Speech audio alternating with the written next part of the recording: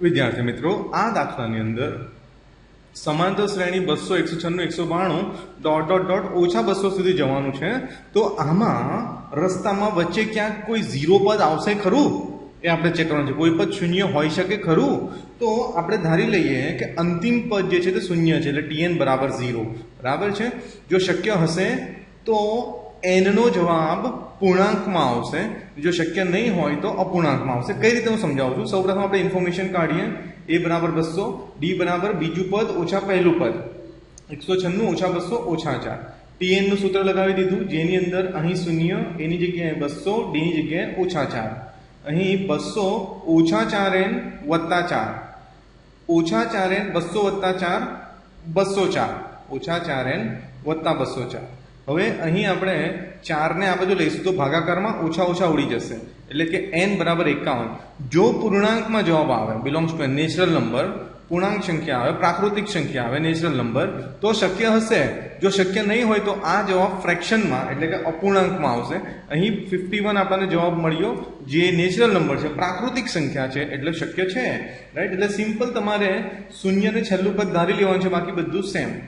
સમાંતર શ્રેણીનું કોઈ પદ 142 હોય ખરું? પેલામાં શૂન્ય તો આમાં 142, તો આપણે ધારી લેવાનું tn 142. બરાબર છે.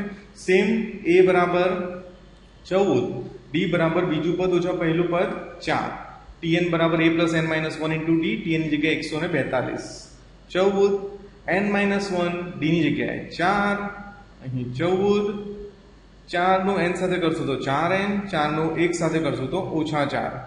અહીં 14 માંથી 4 જાય તો 10, એટલે 4n પ્લસ 14 માઇનસ 4 પ્લસ 10. બરાબર છે. હવે 10 ને આપણે આ બાજુ લઈ લીધા, સજાતીય પદો ભેગા કરીએ છીએ. 142 માંથી 10 જાય તો 132, 4 આ બાજુ હોય તો ભાગાકારમાં, એટલે થઈ જશે વિદ્યાર્થી મિત્રો 33.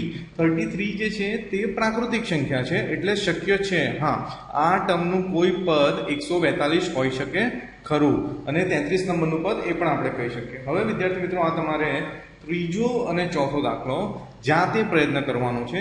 જો તમારો જવાબ અહીં તમારો જવાબ આવશે 41.33, એટલે આ પદ શક્ય નથી. એ રીતે તમે આ દાખલો અને આ દાખલાનો જવાબ પણ હું ડિસ્પ્લે કરી દઉં છું કે આની અંદર શક્ય નથી, કારણ કે આનો જવાબ પણ આપણને ફ્રેક્શનમાં મળે છે.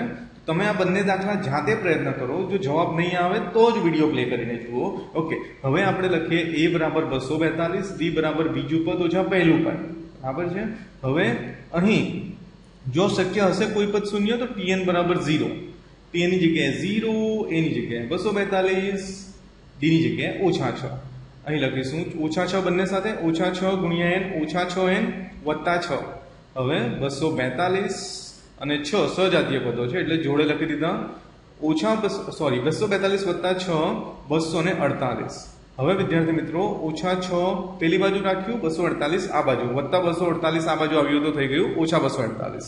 6 ભાગાકારમાં, બંનેનો ભાગાકાર પોઈન્ટમાં આવ્યો, જેથી શક્ય નથી.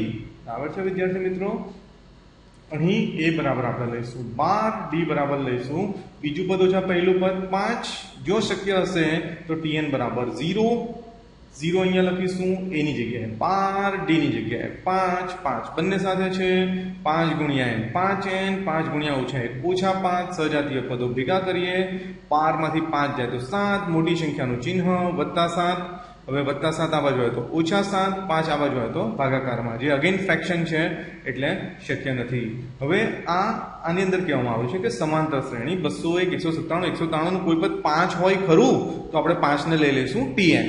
a બરાબર લઈશું 201, d બરાબર લઈશું બીજું પદ ઓછા પહેલું પદ 197 ઓછા 201 ઓછા 4. હવે tn નું સૂત્ર લગાવી દઈશું. અહીં આપણે tn બરાબર લખી દીધું 5, કારણ કે 5 આવશે કે નહીં તે આપણે ચેક કરવાનું છે. જે ચેક કરવાનું હોય એ tn બરાબર લેવાનું.